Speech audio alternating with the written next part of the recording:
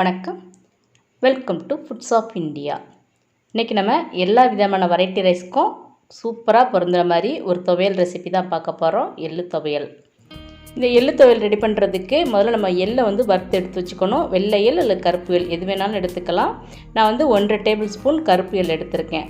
இந்த எள்ளை வறுக்கிறதுக்கு இந்த மாதிரி ஒரு அகலமான பேன் எடுத்துக்கணும். இந்த பேன் நல்லா சூடாக இருக்கும்போது இந்த எள்ளை நம்ம சேர்த்து அடுப்பை மீடியம் ஃப்ளேமில் வச்சு வறுத்து எடுத்துக்கணும். இந்த எள்ளு நல்லா பொரிஞ்சு வரும். அந்த டைம் நம்ம அடுப்பை சிம்மில் வச்சிடணும். இல்லைனா எள்ளு படபடன்னு வெடித்து தெறிக்க ஆரம்பிச்சிடும். பாருங்கள், இப்போ எள்ளு எல்லாம் நல்லா பொரிஞ்சு வந்துருச்சு. இப்போ இதை தனியாக நம்ம எடுத்து ஆற வச்சிடலாம். இப்போ அதே பேனில் நான் 1 டீஸ்பூன் அளவுக்கு நல்லெண்ணெய் சேர்த்துருக்கேன்.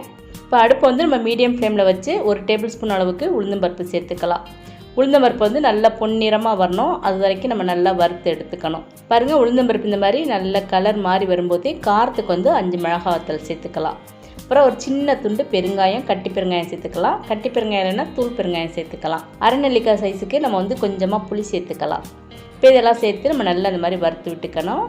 இப்போ வாசத்துக்கு நம்ம 2 கொத்து கருவேப்பிலை சேர்த்துக்கலாம்.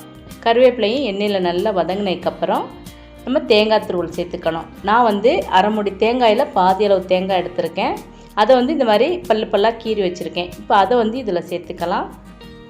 இப்போ இந்த துவையலுக்கு தேவையான அளவு உப்பு சேர்த்துக்கலாம்.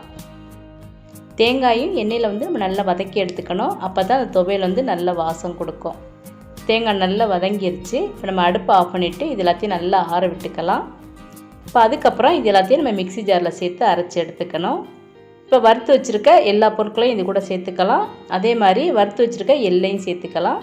முதல்ல நம்ம பல்ஸில் போட்டு இதை தூள் பண்ணிக்கலாம். ஏன்னா தேங்காய் நம்ம பல்பெல்லாம் போட்டுக்கிறனால முதல்ல பல்ஸில் போட்டு இதை தூள் பண்ணிவிட்டு அதுக்கப்புறம் இந்த துவையலுக்கு தேவையான அளவு தண்ணி சேர்த்துக்கலாம். தண்ணி கொஞ்சமாக தான் சேர்த்துக்கணும், அதிகமாக சேர்த்துடக்கூடாது. இப்போ நீங்கள் டூர்லாம் போகிறீங்க, மறுநாள் வரைக்கும் இந்த துவையல் வச்சுக்கணும் அப்படின்னா இல்லை தண்ணி சேர்க்காம தான் அரைக்கணும்.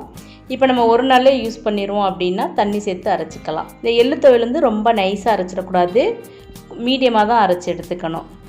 பாருங்கள், இந்த மாதிரி அரைச்சி எடுத்துக்கணும். அவ்வளோதான். இப்போ நம்மளோட டேஸ்டியான வெரைட்டி ரைஸ்க்கு ஏற்ற சூப்பரான எள்ளு துவையல் ரெடி ஆயிடுச்சு. ஸ்கூலுக்கு போகிற குழந்தைங்களுக்கு நம்ம வெரைட்டி ரைஸ் கொடுத்து விட்டாலோ இல்லை நம்ம டூர் போகும்போது வெரைட்டி ரைஸ் எடுத்துகிட்டு போனாலும் இந்த எள்ளு துவையல் ஒரு சூப்பர் காம்பினேஷன். நீங்களும் இந்த எள்ளு துவையல் ட்ரை பண்ணி பாருங்கள். இந்த வீடியோ உங்களுக்கு பிடிச்சிருந்தேன்னா ஃபுட்ஸ் ஆஃப் இந்தியா சேனலை சப்ஸ்கிரைப் பண்ணி சப்போர்ட் பண்ணுங்கள். தேங்க்ஸ் ஃபார் வாட்சிங்.